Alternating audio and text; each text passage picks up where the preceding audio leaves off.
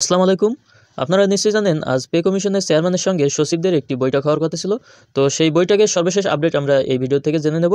তো এখানে সচিবদের সঙ্গে বৈঠক শেষ পে স্কেলের সুপারিশ নিয়ে যা বললেন কমিশন চেয়ারম্যান, ডেইলি ক্যাম্পাস পত্রিকায় সর্বশেষ আপডেট দেওয়া হয়েছে। নতুন বেতন কাঠামো প্রণয়নের লক্ষ্যে বিভিন্ন মন্ত্রণালয় ও বিভাগের সচিবদের সঙ্গে পে কমিশনের সদস্যদের বৈঠক শেষ হয়েছে। আজ সোমবার 24 নভেম্বর বিকাল 3টায় জাতীয় বেতন কমিশনের সম্মেলন কক্ষে এই বৈঠক শুরু হয়, চলে বিকাল 5টা পর্যন্ত। সভা শেষে কমিশনের chairman Zakir Ahmed Khan the daily ক্যাম্পাসকে বলেন, আলোচনা ফলপ্রসূ হয়েছে, তবে সব সচিব সবাই উপস্থিত হননি। পরবর্তীতে সচিবদের নিয়ে আবারও আলোচনা হবে।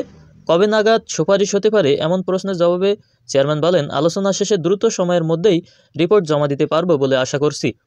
বৈঠক সূত্রে জানা যায়, নতুন সরকারি বেতন কাঠামো প্রণয়নের জন্য নানা ইস্যুতে সচিবদের মতামত গ্রহণ করছে কমিশন। তারাও নানা বিষয়ে কথা বলেছেন, মতামত দিয়েছেন। কমিশন তাদের বক্তব্যগুলো গুরুত্ব সহকারে নিয়েছে এবং তা পরবর্তীতে সুপারিশ সমূহে প্রয়োজনের আলোকে সংযুক্ত করবে।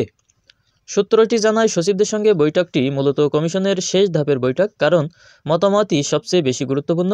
এর আগে বিভিন্ন কর্মকর্তা কর্মচারী সংগঠনের সঙ্গে মতবিনিময় করে তাদের কাছ থেকে বেতন কাঠামোর প্রস্তাব নেওয়া হয়েছিল। এসব প্রস্তাবের ইতিমধ্যে খুঁটিনাটি বিশ্লেষণ করা হয়েছে।